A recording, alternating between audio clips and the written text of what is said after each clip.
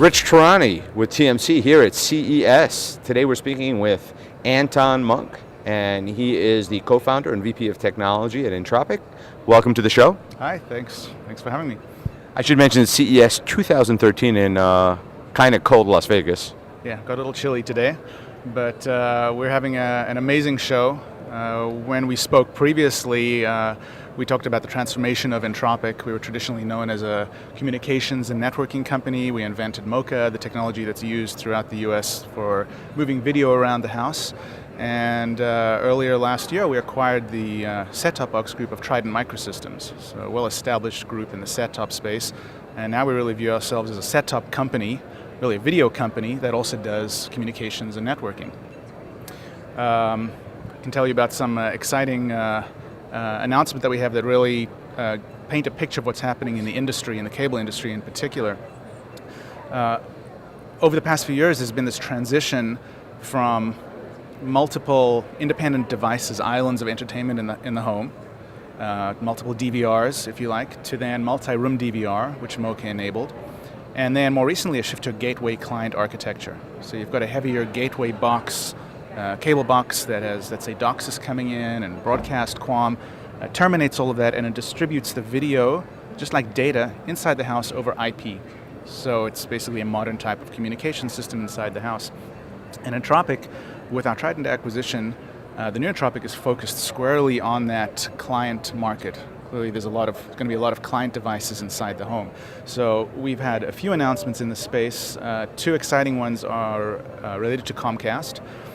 Comcast last year announced that they have a new specification. They call it RDK. And RDK is a collection of open standards-based solutions that enables them to open up the ecosystem of vendors they have and to make a more, let's say, generic set-top box architecture in the home. So their client device is called an XI3. And we announced two wins, one with Technicolor, one with Humax. These are two of the three Comcast wins for the next generation architecture on the client side. So we're pretty excited about that. And then one of the matching pieces is the gateway side that I mentioned.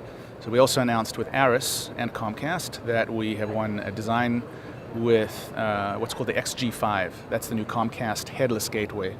So one of the things that's happening in this new paradigm, the new architecture, is you have these gateways that can be either headed or headless. Headed gateway means it's displaying video. Headless gateway means it's basically a data box that can store video. Like I mentioned, terminates the broadcast video, terminates the conditional access and security, and transitions everything to more generic IP standards inside the home. So that's what this box does.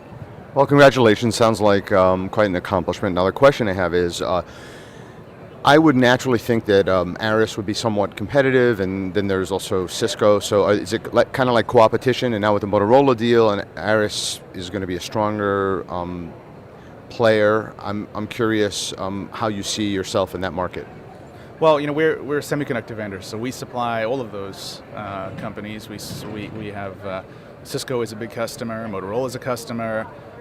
You know, any of the typical companies that supply OEM equipment into the cable and satellite space and telco space are our customers.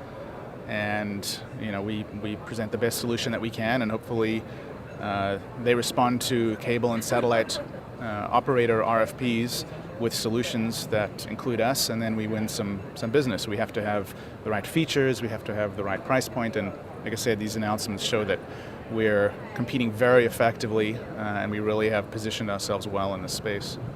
Now, how do you see the over-the-top competition, and what advice can you give the companies that supply traditional cable carriers and, let's say, IPTV companies? How would you tell them to compete with over-the-top? Like, what sorts of things should they be doing? Well, I think the over-the-top hype, if you can call it that, has sort of settled down over the last couple of years. For a while, people thought, oh, you know, gosh, everybody's going to be cord cutting.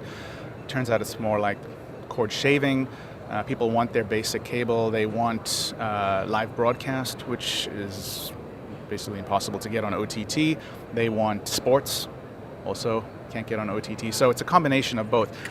The interesting thing that this new IP architecture shift in the home brings is these boxes, these new IP boxes, cable company boxes and satellite company IP boxes, they're capable of accessing content in the house and outside the house. So they can do exactly what the OTT boxes can do. Right? So a cable company is able to offer now content, long-tail content, as they call it, that maybe only a few people will be watching a certain video. They can bring it in over IP. They don't need to hog up their broadcast bandwidth. So these boxes are fully capable, like I said, of accessing content outside and inside the home. And one of the shifts that's happening in the new architecture from a software standpoint is how the user interface works. That's another interesting aspect. There's a shift to what's called a remote user interface. And that allows more generic IP devices or even televisions to access operator content while maintaining the user interface look and feel of the operator and fetching that user interface remotely, let's say from the cloud as an example. So if I'm on a television and I'm running an HTML5 remote user interface, I'll be able to point to the cloud server. It will display content both from inside my home, because it's grabbing the content information from inside the home, display whatever content the operator has available to me from outside the home. It should all be seamless to me. As a consumer, I don't want to have to select where I'm going, where I'm getting my data from or where I'm getting my video from. So it allows a whole bunch of new ways for operators to roll out services and offer the equivalent services to OTT. So that being said, from an Entropic standpoint, we view OTT as just another opportunity. I mean, we're all about delivering and connecting high-quality video pipes inside the home, and then displaying those channels and those videos on televisions. Are there any specific things we should know about products that are going to be coming down the pike? I know you probably can't talk specifics, but any general areas? We're showing a couple of interesting products. One of them is what we call a multi-band adapter. One of the barriers to easy entry for retail from MoCA has been that the different operators offer different solutions in different frequency bands. MoCA actually has 3 primary frequency bands that are in use. Cable and Verizon uses one. It's called the D band. DirecTV uses a different one. That's the E band. Dish Networks uses the F band. So the question is, as a consumer, if I go into, let's say, a Best Buy and I'm looking for an adapter to connect an OTT box, for example, or an Xbox or PS3 in the basement, what do I go buy? We want one SKU. You don't want to have the consumer try to explain this complicated thing, which frequency band they're using. So we're offering now a reference platform for what we call a multi-band adapter. It's capable of automatically detecting which channel is being used in the house, and that just eases the adoption in the retail space. So very smart. Yeah. So we're an enabling technology company. We just want to make sure that the technology is there, remove as many barriers as we can, and let the market figure out what to do.